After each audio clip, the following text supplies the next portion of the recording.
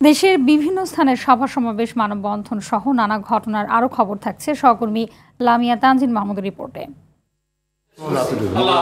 গোপালগঞ্জের শহীদ রাষ্ট্রপতি জিয়াউর রহমানের কনিষ্ঠ পুত্র বিশিষ্ট ক্রীড়া সংগঠক আরাফাত রহমান কোকোর ৫৬তম জন্মবার্ষিকী পালিত হয়েছে।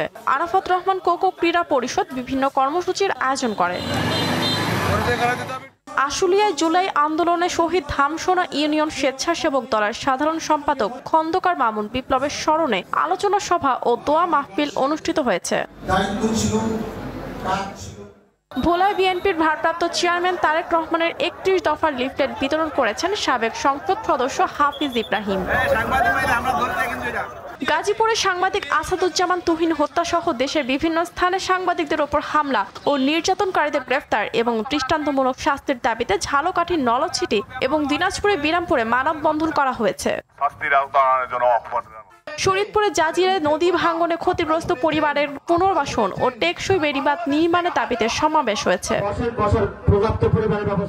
কম্বাইন্ড ডিগ্রির দাবিতে ময়মনসিংহে বিক্ষোভ করেছে বাংলাদেশ কৃষি বিশ্ববিদ্যালয়ের পশুপালন ও ভেটেরিনারি অনুষদের শিক্ষার্থীরা।